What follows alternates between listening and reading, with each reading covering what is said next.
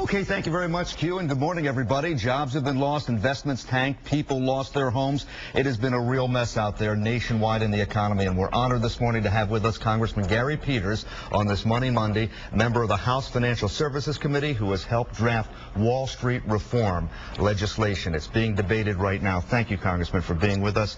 When I hear Wall Street reform legislation, it sounds like a lot of big shooters.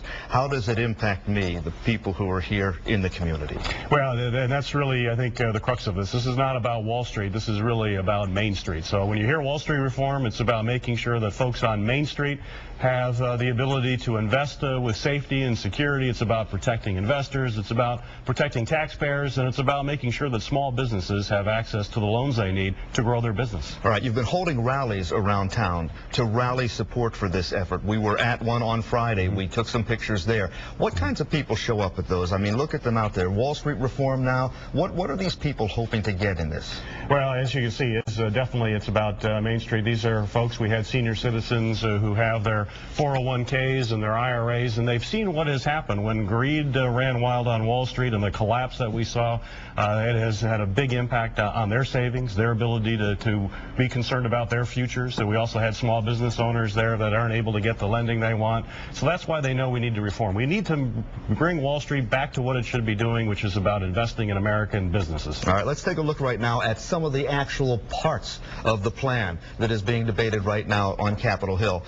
First of all, that is the wrong graphics, and we apologize for that. But what we want to do is create, you say, a greater oversight to protect the economy from reckless investments and waste. How do you do something like that? Well, a big part of that is dealing with just making sure there's transparency, that people can see what sort of investments are made, things like the derivatives, that credit default swaps. People have heard all these exotic instruments. Those were not regulated, and as a result of that, you had tens of trillions of dollars. And when the house of cards fell, it impacted savings for regular folks. Those are not the investments that I would invest in. However, the big shooters invest in that, and the ripple effect comes down to get us. Absolutely. Also, you say stop all future taxpayer bailouts by dismantling giant financial institutions that are about to fail, using a fund paid for by the large institutions. Right. So the large institutions would be taxed in some way? Well, they should be paying. And I think it's very clear there should never be any more taxpayer bailouts. In fact, I offered an amendment that was adopted in the House version that said that every penny of the bailout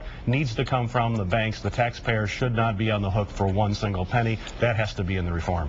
You're also talking about developing what you call tough new protections for consumers with car loans, with student loans, with mortgages. How would this work? What kind of things are we talking about here? And those are the things to protect consumers, too, to make sure that these are loans that they can afford. There aren't any of the kind of traps that trip consumers up. All that stuff that's in the fine print that you don't really realize what can happen to you. There needs to be consumer protection. Just like we protect consumers from faulty toasters, we've got to make sure that those protections are in place when they're buying financial instruments as well. As we look at what's happened in the community here, really from coast to coast, a lot of these mortgage companies sold products that were really not good.